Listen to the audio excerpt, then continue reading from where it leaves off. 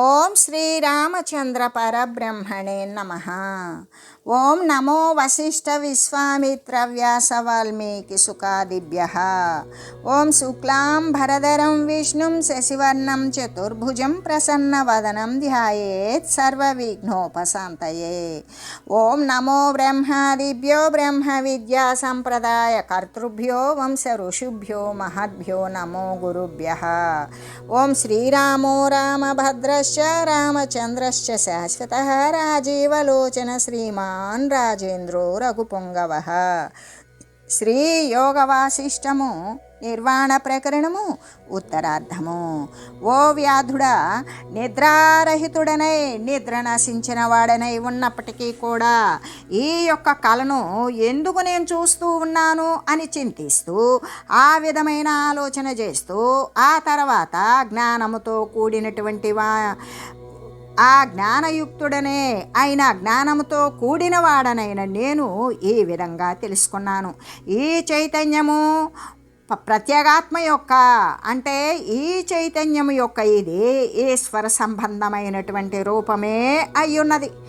ఎలాగంటే ఈ ఈశ్వరుడు చిదాకాశ రూపుడగు తనను ఘటమని అంటే కుండని, వస్త్రమని, జగత్తని, జీవుడని, ఈ ఘటపటాలు జగజ్జీవులు ఈ ప్రకారంగా ఏ ఏ రూపనామక్రియలతోటి కలిసి ఉన్నట్లుగా తలంచుతాడో స్వయంగా ఆయా జగత్తు, జీవుడు మొదలైన రూపాలే అగుతూ ఉన్నాడు.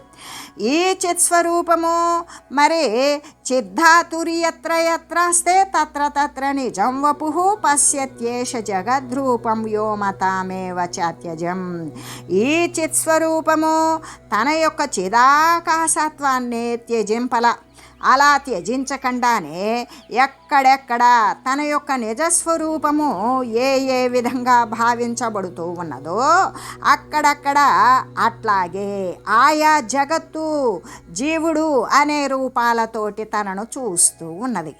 అహో త్వద్వేదమాజ్ఞాతం యధిత్తం దృశ్యతే జగత్ తత్కథ్యతే స్వప్న ఇది స్వచిత్ కంచన మాత్రకం.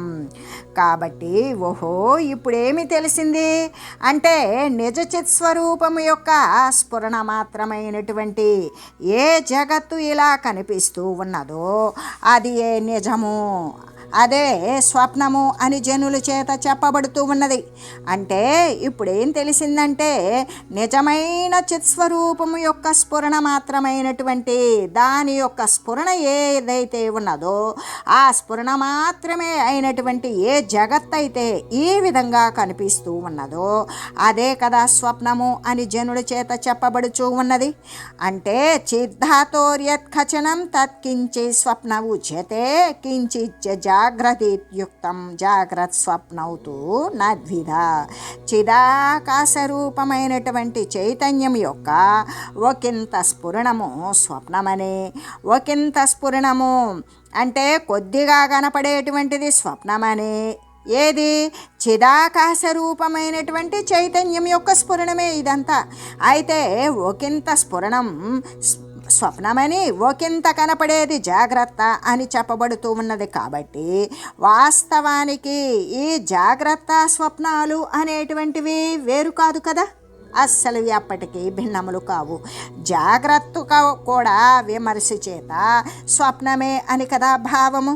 అంటే విచారణ లేని కారణము చేత స్వప్నం ఒక్కటే కళ అని, మరి జాగ్రత్త సత్యము అని భావిస్తూ ఉన్నాము. కొద్దిపాటి విచారణ చేసినప్పుడు జాగ్రత్త కూడా విమర్శ చేత స్వప్నమే అని భావించబడుతూ ఉంది. స్వప్న స్వప్నో జాగరాయామేష స్వప్నేను స్వప్నేతు జాగరా స్వప్నస్తు జాగరైవేతి జాగరైవ స్థిత ద్విధ. జాగ్రత్త అవస్థ యందు స్వప్నము స్వప్న రూపంగానే ఎరుగబడుచూ ఉన్నది. అలాగే స్వప్నమందు కూడా ఈ జాగ్రత్త కూడా స్వప్న రూపమే అగుచూ ఉన్నది కదా. స్వప్నము తన యొక్క దృష్టి చేత జాగ్రత్తే అయ్యున్నది. కాబట్టి జాగ్రత్తే ఆయా దృష్టి భేదాన్ని బట్టి జాగ్రత్తగాను స్వప్నంగాను ఇలాగా రెండు విధాలుగా కూడా అగుచూ ఉన్నది. చేతనం నామ పురుషः సామృతేషు శతేష్వపి శరీరేషు మహాబుద్ధే కథం కస్య కథామృతః. ఓ మహామతి, పురుషుడు చైతన్య రూపుడే అయ్యున్నాడు. ఇక్కడ పురుషుడు అన్నప్పుడు జీవుడు అనేటువంటి అర్థాన్ని తెలుసుకోవాలి, కానీ పురుషుడు అంటే మగవాడు అనేటువంటి సంకుచితమైనటువంటి అర్థం కానే కాదు. కాబట్టి ఓ వ్యాధుడా, పురుషుడు చైతన్య రూపుడైనటువంటి మనుజుడైనటువంటి వాడు చైతన్య రూపుడయ్యే ఉన్నాడు. కాబట్టి అనేక శరీరాలు మరణించినప్పటికీ కూడా అతడెప్పుడూ కూడా ఎలాగా ఎవనికి మరణించినవాడు ఎప్పటికీ కాడు. ఎలా మరణించినవాడు అవుతాడు? తచ్చేతనం ఖమేవాస్తి స్థితం తద్దేహవత్కచిత్ అనంతిమా విభాగాత్మ ప్రతిఘాత్మకం. ఈ చైతన్యము ఆది అంతము లేని అనంతమై ఉన్నది, సర్వే సర్వత్రా తానే అయి ఉన్నది. అది విభాగములతో కూడి ఉన్నదా?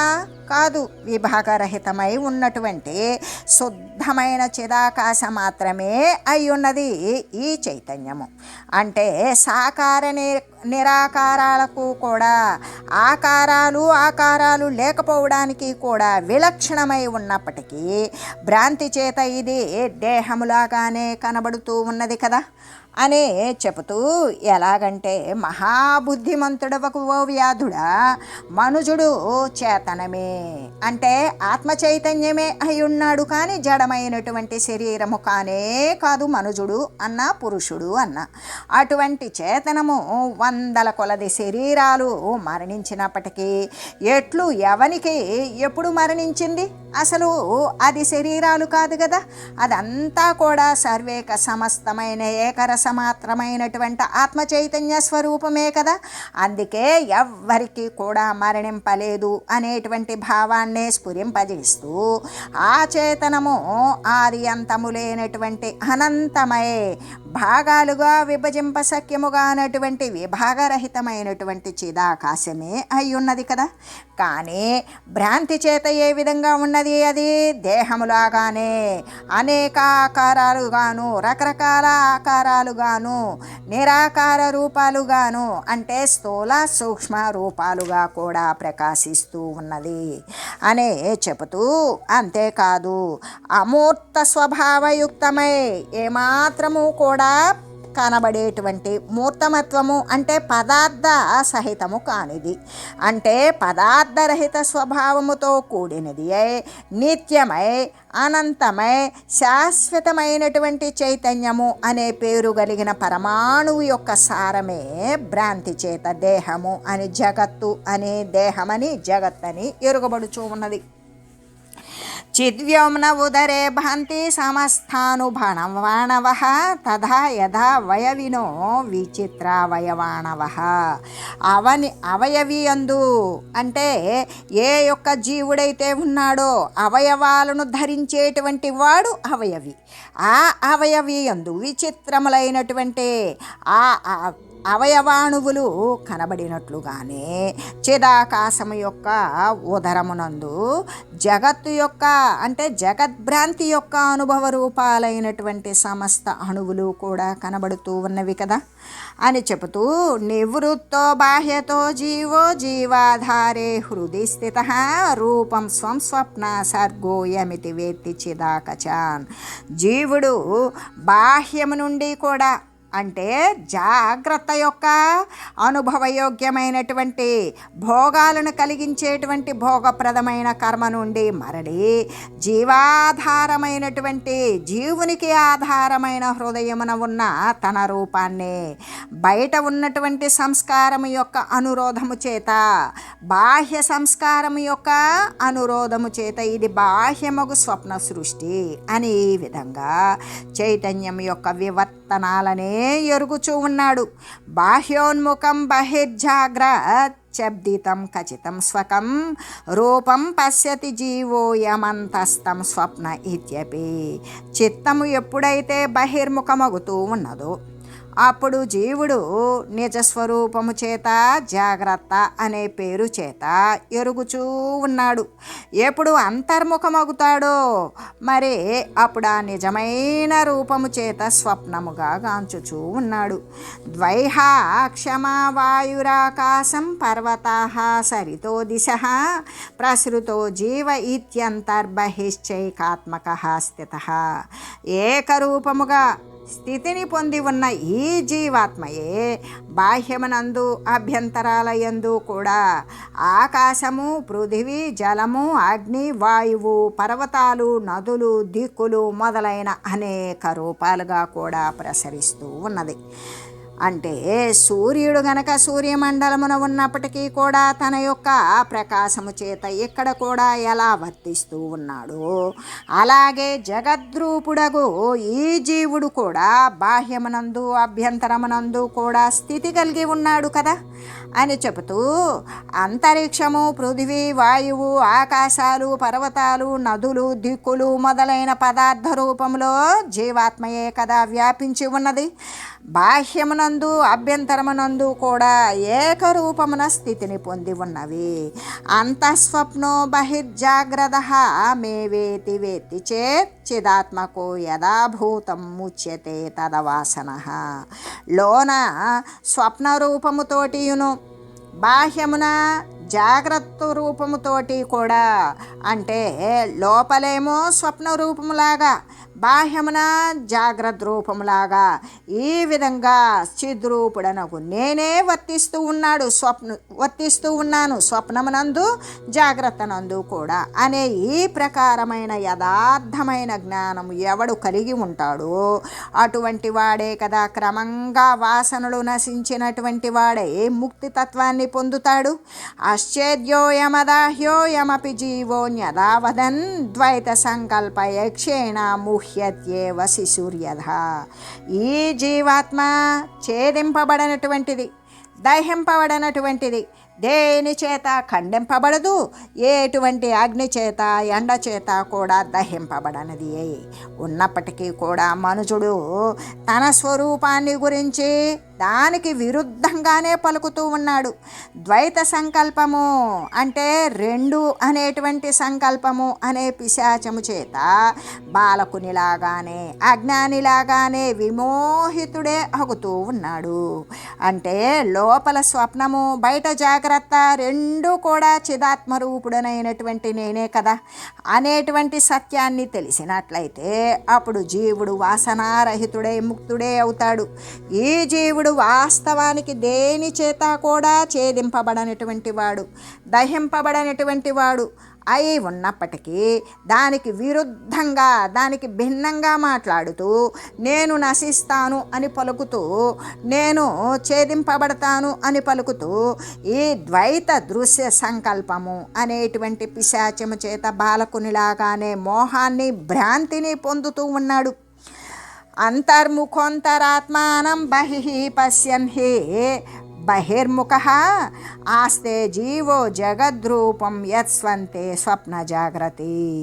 ఈ జీవుడు అంతర్ముఖుడు అయినప్పుడు, అంటే ఈ జీవుడు అంతర్ముఖుడు అగునప్పుడు తననే స్వప్న జాగ్రత్త రూపముగాను, బహిర్ముఖుడు అయినప్పుడైతే తననే బాహ్యమందలి జాగ్రత్త జగద్రూపంగాను కూడా చూస్తూ ఉన్నాడు.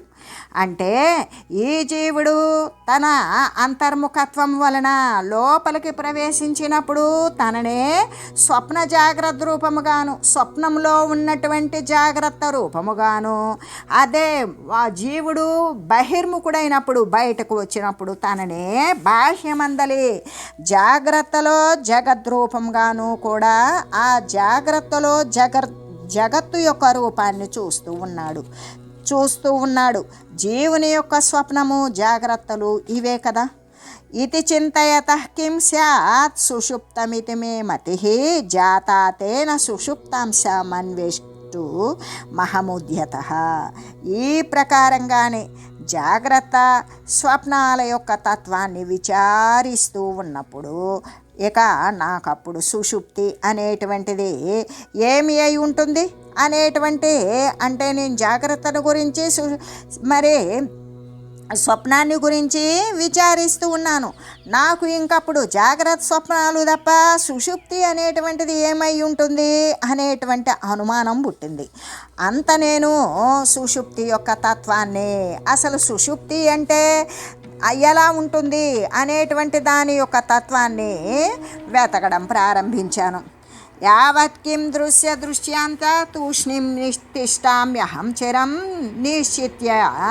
నిశ్చిత్తైతి సంవిత్తి సమానాన్యత్ సుషుప్తకం. అప్పుడు హృదయ ప్రదేశమునందు ఉన్నటువంటి నేను ఈ యొక్క దృష్టి చేత నాకేమి ప్రయోజనము?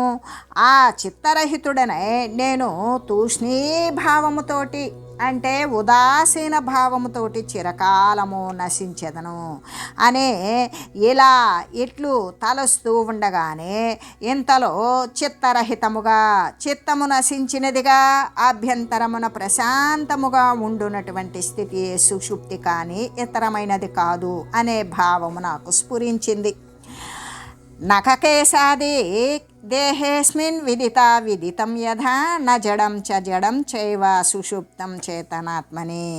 అటువంటి సుషుప్త స్థితి విశేషమైన అహంకారముతో ఎరుగబడకపోయినప్పటికీ కూడా ఈ దేహమందలి ఈ యొక్క గోళ్ళు వెంట్రుకలలాగానే సామాన్యముగా తెలియబడడం చేత తెలిసి తెలియని రూపమై కనబడుతూ ఉన్నది. అంటే విదిత రూపమై, తెలిసి తెలియని రూపమై కనబడినట్లుగా కనబడుతుంది. ఇంకా కూడా అది జడము కానీ చేతనము కానీ కానిది అయి ఉన్నది. అది జడమా అంటే జడము కాదు, పోనీ చేతనమా అంటే చేతనము కూడా కాదు. అటువంటిది దాని యొక్క సాక్షియగు చిదాత్మయందే స్ఫురిస్తూ ఉన్నది. సంవిత్య కిం శ్రమాతోస్మి శాంతమాసేవి మానసం ఇత్యేక పరిణామత్వన్యాన్న దస్తి సుషుప్తకం. జాగ్రత్త స్వప్నములందలి పరిభ్రమణము యొక్క శ్రమ చేత నేను పీడితుడనై ఉన్నాను. జాగ్రత్త గురించి, స్వప్నము గురించి, దీనిని గురించి తెలుసుకునేటువంటి పరిభ్రమణంలో నేను ఆ యొక్క శ్రమ చేత బాధింపబడి అలసి ఉన్నాను. కాబట్టి నాకు ఇంకా విశేషమైన జ్ఞానము చేత ఏమి ప్రయోజనము?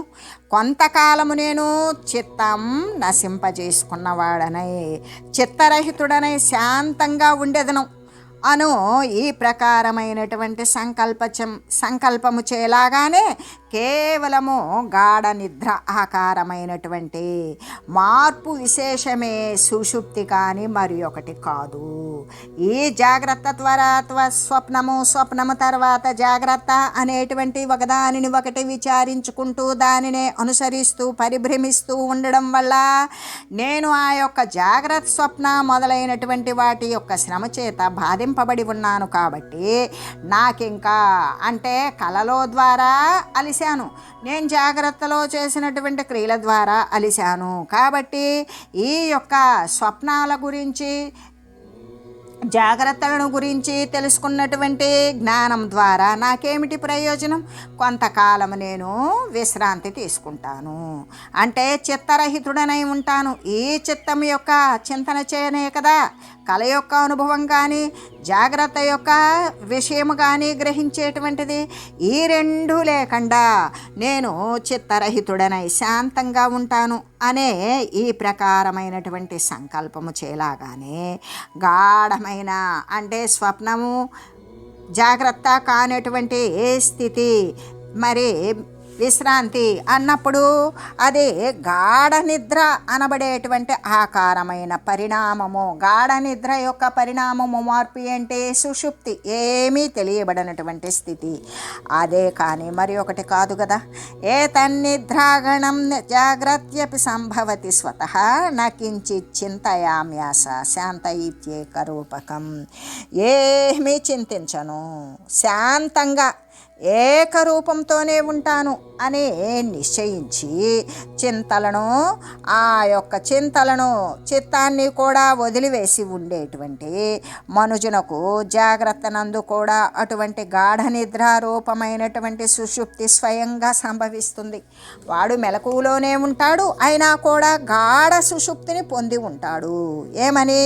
నేనేమీ ఆలోచన చేయను, నేనేమీ చింతించను, శాంతంగా ఏకరూపంతోనే ఉంటాను అని నిశ్చయించి చింతలను వదిలివేసినటువంటి మనుషునికి జాగ్రత్తలో ఉన్నప్పటికీ కూడా, మెలకుతో ఉన్నప్పటికీ కూడా, ఈ ప్రపంచమున వ్యవహారాలు సలుపుతూ ఉన్నప్పటికీ కూడా ఇటువంటి గాఢ నిద్రారూపమైనటువంటి సుషుప్తి స్వయంగా సంభవిస్తుంది. ఏషావస్థ యదహయాతి ఘనతాముచ్యతే తదా నిద్రాశబ్దేన తన్వీతు స్వప్నశబ్దేన కథ్యతే. ఈ సుషుప్త అవస్థయే ఘనత్వాన్ని పొందుతుంది. అలా ఎప్పుడైతే ఈ సుషుప్తి అవస్థే దృఢపడిపోయినప్పుడు, ఆ యొక్క ఘనత్వాన్ని పొందినప్పుడు దానిని నిద్ర అని, ఒకంత కదలిక చేత శిథిలత్వాన్ని పొందినప్పుడు స్వప్నము అని కదా చెప్పబడుతూ ఉన్నది అని చెబుతూ, ఎలాగంటే నేను ఒకంతైనా సరే సంకల్పం చేయను, ప్రశాంతంగా ఉంటాను అనే ఇటువంటి ఏకరూపమైనటువంటి చింతనా త్యాగం యొక్క స్థితి చేత జాగ్రత్తనందు కానీ గాఢ నిద్రారూపమైన సుషుప్తి స్వయంగా సంభవిస్తుంది.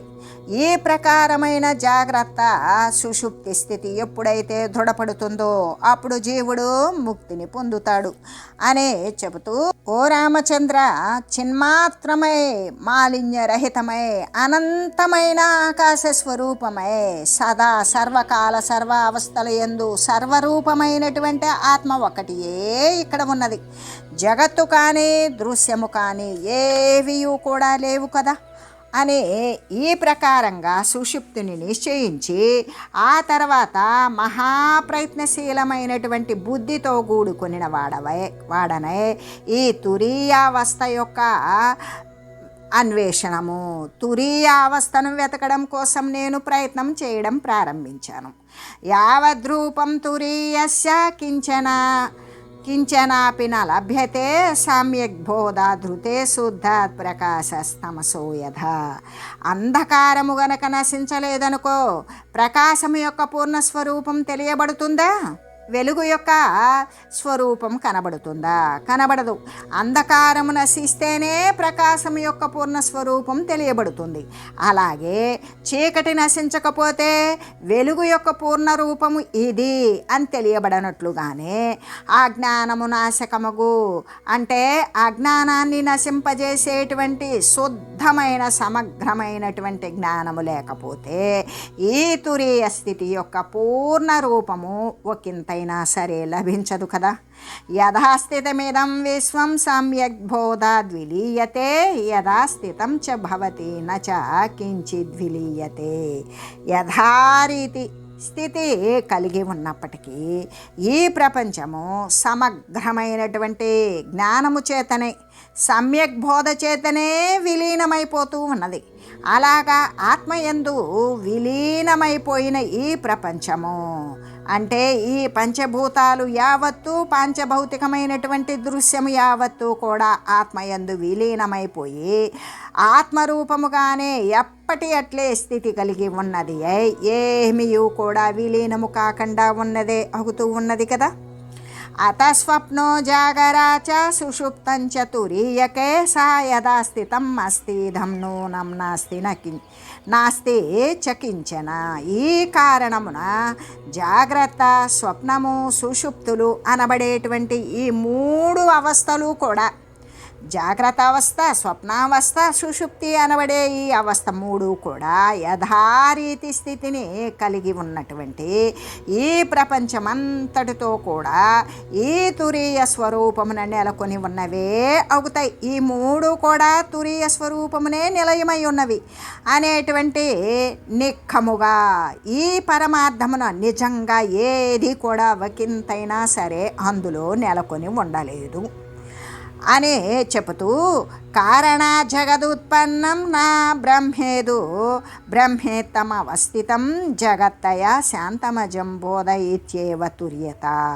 ఈ జగత్తు ఏ కారణము నుండి కూడా ఉత్పన్నము కాక ఉన్నది, శాంతమై ఉన్నది, జనన మరణరహితమైనటువంటి బ్రహ్మమే ఈ విధంగా జగద్రూపముగా స్థితి కలిగి ఉన్నది అనే బోధ చేతే ఈ యొక్క తురీయత్వము అవుతూ ఉన్నది. అని చెబుతూ ఈ జగత్తు ఏ కారణము నుండి కూడా ఉత్పన్నమైందా అంటే కాకుండానే ఉన్నది, శాంతమై ఉన్నది. జననము అనేటువంటిది లేనే లేకుండా ఉన్నది, జన్మ జరా మరణాలు అనేటువంటిది లేదు అనే చెబుతూ, అంతేకాదు ఈ యొక్క బ్రహ్మమే అయి ఈ విధంగా జగద్రూపంలో స్థితిని కలిగి ఉన్నది అనేటువంటి జ్ఞానము చేతే ఇది తురీయత్వము అగుతూ ఉన్నది అని చెబుతూ, అసంభవాత్ సంభవ కారణానాం న జాయతే కించన నామసర్గః చిచేతనే నైవ హి సర్గ సంవిత్ స్వయం గృహీత త్రవతాంభునేవ. ఈ జన్మకారకములైనటువంటి కారణాలు అద్వయమగు బ్రహ్మమునందు అసంభవాలే అయినవి, అసలు ఉత్పన్నమే కాల. ఈ జన్మకు కారణములైనటువంటి కారణాలు, జన్మ శరీరాలు ఉద్భవించడం అనేటువంటివి ఈ కారకాలు, ఈ కారకాలైనటువంటి కారణాలు. రెండవది లేనటువంటి అద్వితీయమైన ఈ బ్రహ్మమునందు అసలు ఉత్పన్నమే సంభవించలేదు. అలా అసంభవములే అవడము చేత ఈ సృష్టి అనేటువంటి ద్వైతము, సృష్టి స్థితి లయము అనేటువంటి అనేకానేకాలు అనేవి వాస్తవంగా ఉత్పన్నమైనవా అంటే జనించల. చైతన్యం యొక్క జగదాకారముకు స్ఫురణం ఏదైతే ఉన్నదో, జలము ద్రవత్వాన్ని గ్రహించున్నట్లుగానే స్వయంగా కూడా ఈ సృష్టి రూపము గ్రహిస్తూ ఉన్నది అని చెబుతూ, అంతేకాదు వ్యాధుని చేత వ్యాధేన పృష్టోత్రము నిర్ధారణాభ్యాసతః స్వయం పరకాయ ప్రవేశేన తత్స్వప్నం దృష్టమబ్రవీత్. వ్యాధుని చేత, బోయవాని చేత ప్రశ్నింపబడిన వాడే ఆముని స్వయంగా ధారణాభ్యాసం ద్వారా పరకాయాన్ని ప్రవేశించాడు. ఇతర శరీరాన్ని ప్రవేశించి తాను చూసినటువంటి స్వప్నాన్ని గురించి వర్ణించుట ఎక్కడ విషయం అనేటువంటిది తెలియజేస్తూ, అంతేకాదు ఈ యొక్క నిర్వాణ ప్రకరణమునందు ఉత్తరార్ధమున ఈ అజ్ఞాన అవిద్యోపాఖ్యానం, విపశ్చిదుపాఖ్యానం అనేటువంటి శవోపాఖ్యానమునందు జాగ్రత్త, స్వప్నము, సుషుప్తి, తురీయ స్వరూప వర్ణనాన్ని గురించి తెలియజేశారు.